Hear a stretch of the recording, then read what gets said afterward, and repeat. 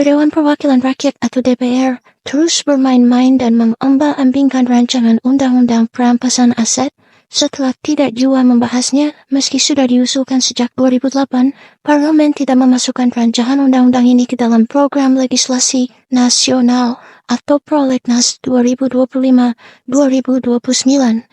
Keputusan sementara dari Badan Legislasi atau Balik DPR itu seolah melawan janji pemberantasan korupsi yang berkali-kali digaungkan Presiden Prabowo Subianto. Keputusan ini juga mengecewakan masyarakat yang selama ini menantikan gebrakan pemberangusan korupsi yang tidak business as usual dengan bilet soal perampasan aset. Harus kita katakan, rancangan undang-undang perampasan aset ini sangat penting untuk efektivitas pemberantasan korupsi. Ia memberi payung hukum bagi penindakan aset dan harta yang tidak dapat dijelaskan asal-usulnya, serta dapat menjadi instrumen pemulihan aset hasil kejahatan tindak pidana korupsi. Karena itu, sesungguhnya pengesahan rancangan undang-undang perampasan aset sangatlah mendesak untuk meningkatkan efektivitas pemberantasan korupsi, memperkuat sistem hukum, dan memulihkan kerugian negara sekaligus mematuhi standar internasional. Dengan disahkannya rancangan undang-undang ini, negara dapat menyita hasil kejahatan, termasuk aset-aset yang disembunyikan di luar negeri. Selama ini, aset-aset pelaku korupsi di luar negeri tidak bisa dijangkau oleh otoritas hukum. Perampasan aset juga bisa menjadi alat yang kuat untuk memulihkan kekayaan negara. Rampasan aset dari koruptor dapat meningkatkan penerimaan negara sebagai salah satu modal pembangunan nasional. Namun, DPR bak gagal fokus, alih-alih kembali memasukkannya ke dalam prolegnas. DPR malah mempersoalkan diksi perampasan yang digunakan. Wakil Ketua Balik DPR Ahmad Doli Kurnia mempersoalkan kata perampasan yang menurutnya tidak elok dan tidak baik bagi negara.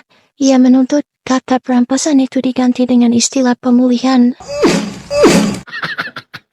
Penggantian istilah perampasan menjadi pemulihan didasarkan pada istilah Stolen Asset Recovery yang digunakan oleh United Nations Convention Against Corruption atau UNCAC. Ia menekankan bahwa kata recovery bermakna pemulihan dalam diksi di bahasa Indonesia. Mempersoalkan diksi atau nama rancangan undang-undang tidak terhendak untuk melegalkan rancangan undang-undang itu saja tidak tampak.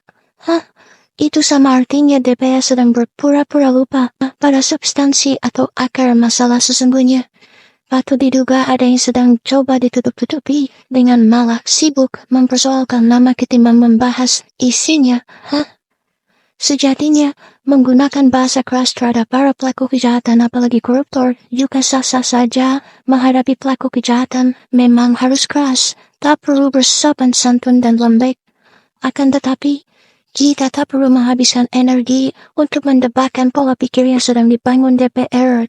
Jangan sampai justru berlarut-larut mempersoalkan hal-hal yang tidak perlu. Silakan saja jika memang parlemen ingin membuang kata perampasan dan menggantinya dengan kata pemulihan dalam rancangan undang-undang tersebut.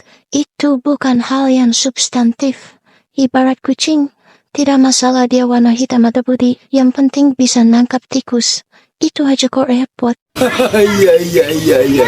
Begitu pula dengan perkara korupsi ini, apapun namanya nanti, yang terpenting bagi publik ialah bahwa rancangan undang-undang tersebut harus segera dibahas dan disahkan untuk memberikan efek jera bagi koruptor. DPR tak perlu banyak cakap soal komitmen kepada pemberantasan korupsi. Tunjukkan saja komitmen itu, dimulai dari rancangan undang-undang ini.